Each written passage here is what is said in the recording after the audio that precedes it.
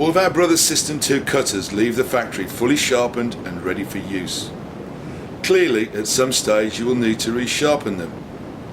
The video shows the two preferred methods to be used for this process, making it a quick, easy and safe process. The cutters are easily mounted on the boss and secured with a screw and washer and tightened with an Allen key, all of which are included. Grinding the interior surface. You can use mounted points. Aluminium oxide mounted points need to be shaped to match the cutter. This is done with a carborundum stone. It will continue to require dressing when worn, and ultimately it will need replacing.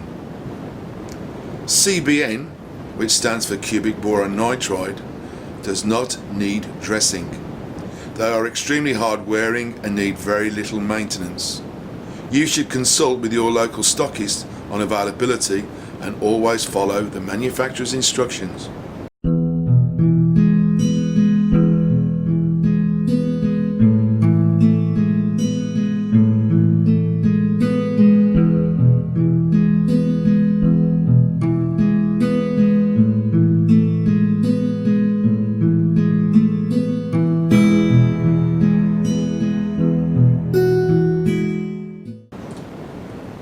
Here I'm using the CBN version as it is quick and easy to use. It is already mounted in the chuck. Check with the manufacturer's instructions for the speed of the spindle. So, before we start, ensure that the table is at right angles to the axis of the spindle. You can mount the cutter either in the vise or, as here, I've mounted it on the fixture. Position the cutter under the mount.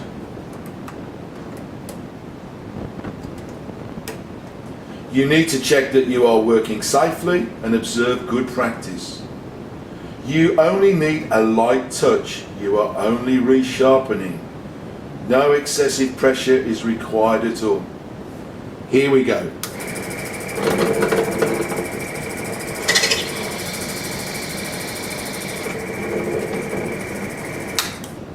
Done. Very simple, clean and quick.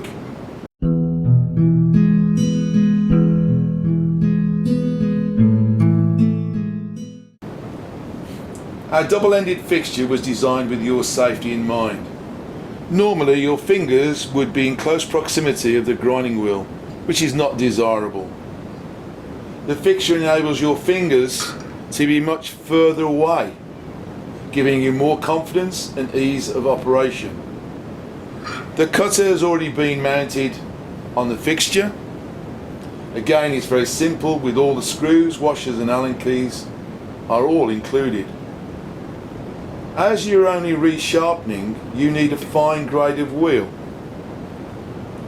If you're using an aluminium oxide wheel, it must be in good condition and dressed. Here I'm using a CBN wheel again, which does not need dressing.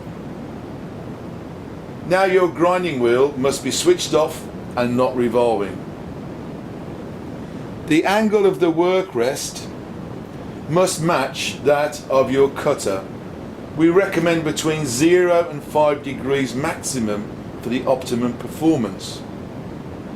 Ensure that the work rest is as close to the wheel as possible without obstructing it.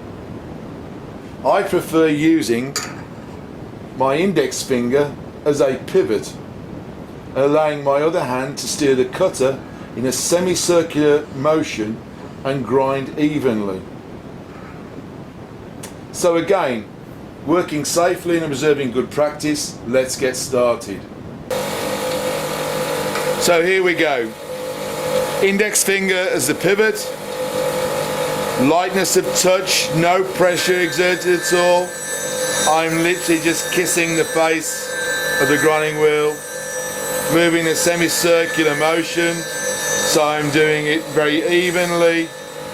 The blade is not getting hot and burning in any shape or form. It doesn't take much at all. There it is, nicely ground, ready to use.